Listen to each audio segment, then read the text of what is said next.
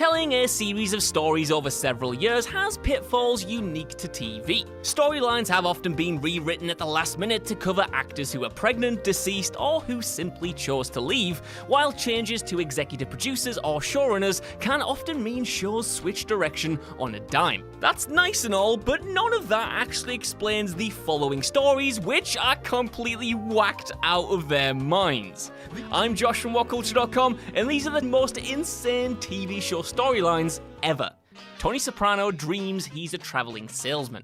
Like its spiritual successor Breaking Bad, The Sopranos is littered with dream symbolism and metaphor, which sometimes actively break into the storyline in the form of actual dream sequences, as it should be for a TV show which, in its formative years anyway, centered around a middle-aged mobster undergoing psychoanalysis. The premiere of Season 6 took this one step further though, and saw Tony's uncle, increasingly suffering from dementia, accidentally shooting the crime boss cold, believing him to be his long-dead nemesis, Little Pussy Malagna.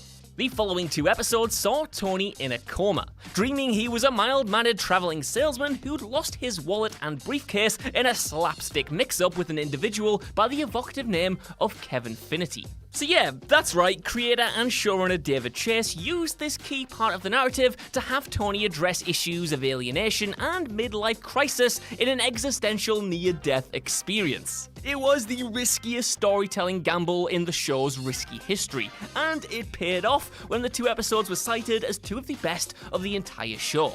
You know, when the nights get here faster and the temperature starts dropping and I'm in need of something cozy to pick me up, there's nothing I want to do more than spend some time with your friend and mine, Pumpkinhead, as in the 1988 supernatural horror movie Pumpkinhead directed by Stan Winston, obviously. And wouldn't you know it, you can go and do that on Prime Video right now, and if you sign up using our special link in the description or scan the QR code on screen, you'll get 75% off your first 2 months, which is as low as 99 cents per month. That includes both single subscriptions and bundles, so you can add in stuff like Apple TV and HBO Max and watch all the movies and shows you want to your heart's content. Like, guys, they have all of Columbo on there. I'm about to go into a winter hibernation and come out talking like Peter Falk. I can't wait. How I Met Your Mother's final season covers one weekend.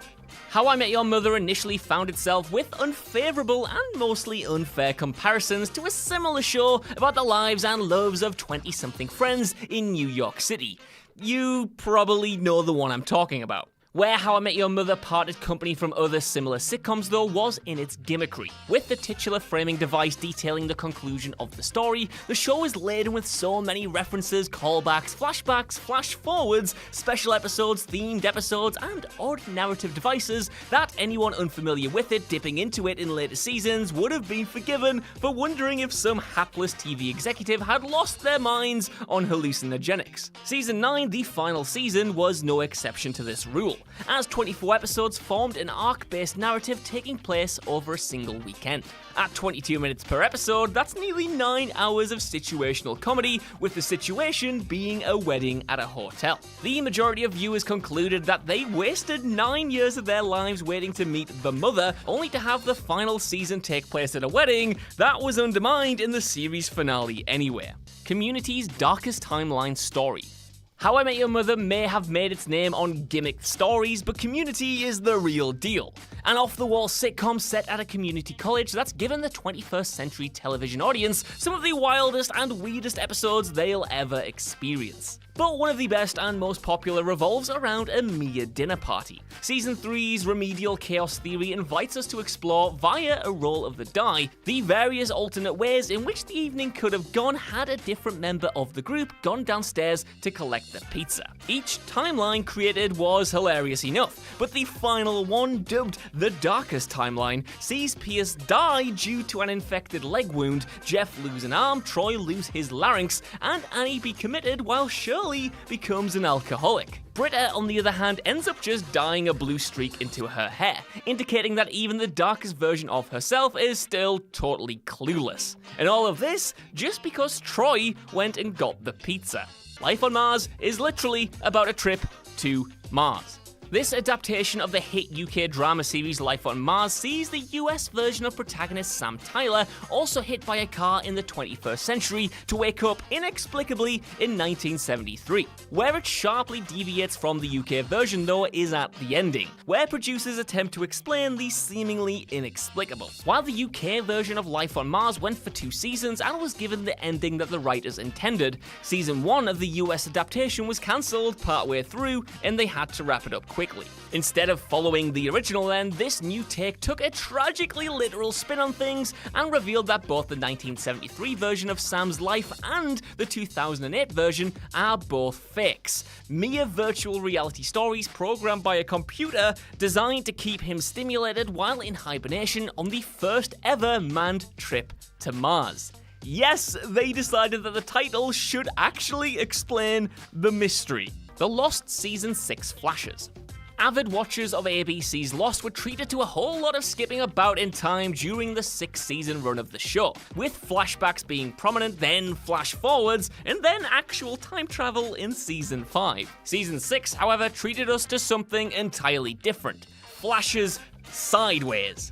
The finale of Season 5 saw the survivors trapped in the past attempt to detonate a hydrogen bomb on the island in order to prevent the original plane crash that began the series from actually happening, and no, I'm not even going to try to explain why right now. Anyway, with the cast apparently returned to the present day once more, and utterly flabbergasted as to A, why they were still on the island, and B, why if the bomb hadn't reset history, the blast hadn't just killed them, the now traditional intercut flashbacks began showing viewers a world in which, it appeared anyway, the plane crash actually had not occurred.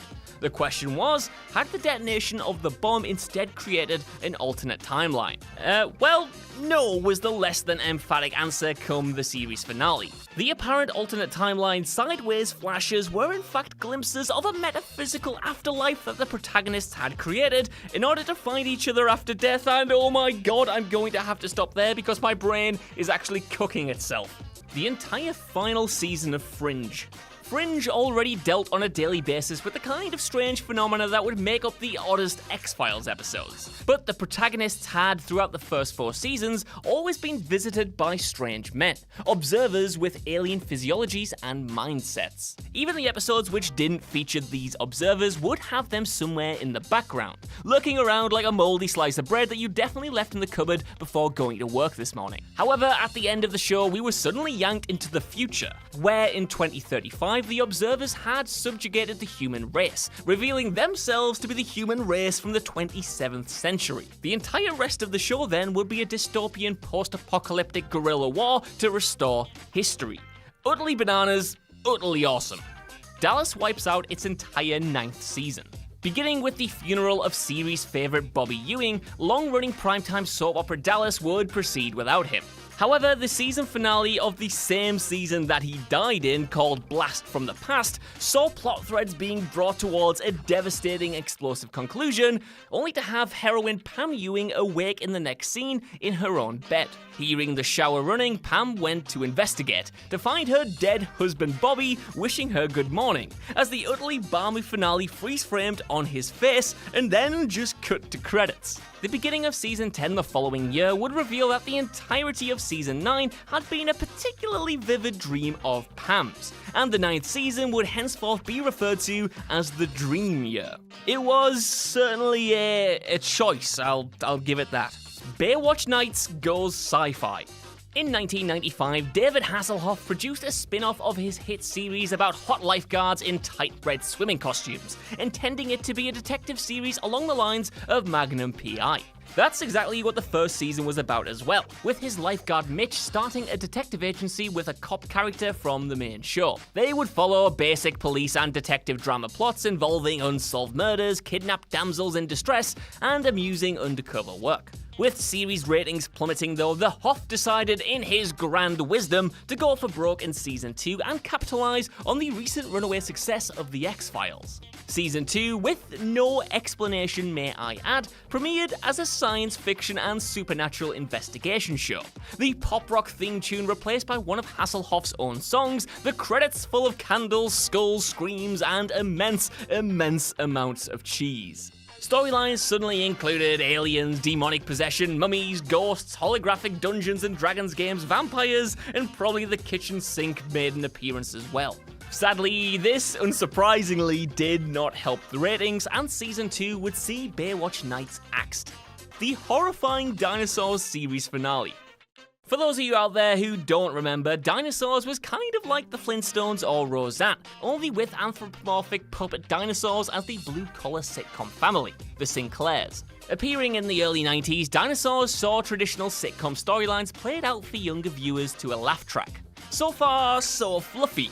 Despite the high concept and the puppetry, it wasn't a million miles away from the family sitcoms it followed, and certainly wasn't a parody like The Simpsons or Family Guy.